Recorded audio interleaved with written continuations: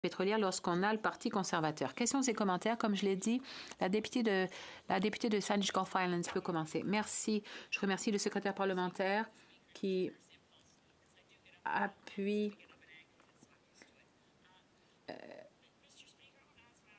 la décision ou qui m'a appuyé.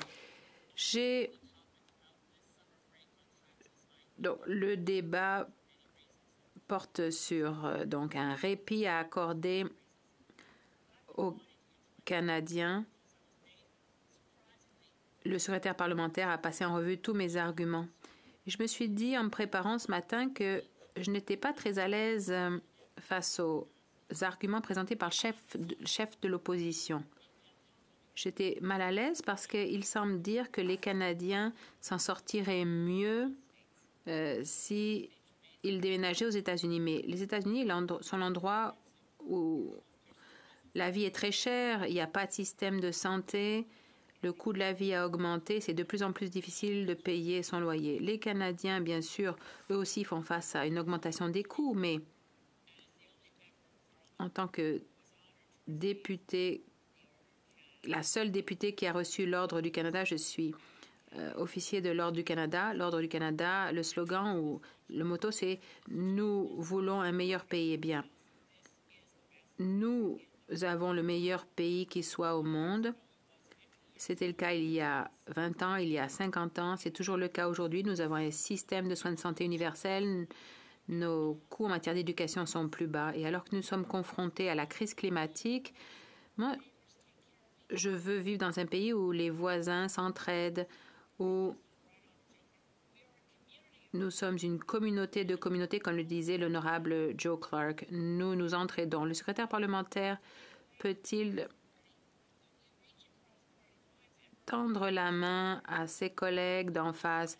Rappelons-nous qu'il ne faut pas, par accident, nuire à notre pays. Nous sommes fiers d'être Canada. Nous nous battons pour le Canada et nous devons le défendre.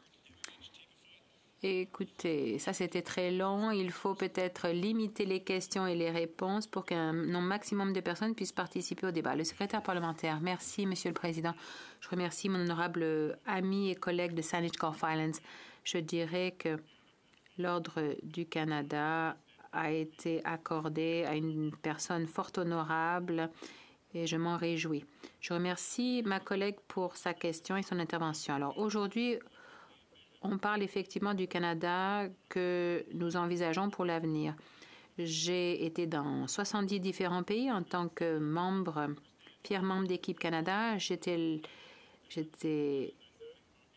dans des cafés, j'ai appris à connaître des gens et j'ai moi aussi été faire l'épicerie. J'ai payé des loyers dans d'autres pays, en Suède, aux États-Unis ou ailleurs. J'ai eu beaucoup de chance, Monsieur le Président. Je ne sais pas ce que les conservateurs me disent là en chahutant, mais la réalité, c'est que notre obligation, c'est de veiller à ce que le Canada demeure le meilleur pays au monde, puisque les conservateurs continuent de critiquer le Canada. Et quand ils critiquent le Canada, ils critiquent les innovateurs, les scientifiques, les chercheurs, les étudiants, les travailleurs canadiens. On peut toujours faire mieux, certes. Ce gros non-sens des conservateurs qui nous parlent nous font regretter les conservateurs raisonnables, les O'Toole, les Mulroney. Bref, c'est des efforts à la républicaine qui attisent les peurs plutôt que de proposer de vraies solutions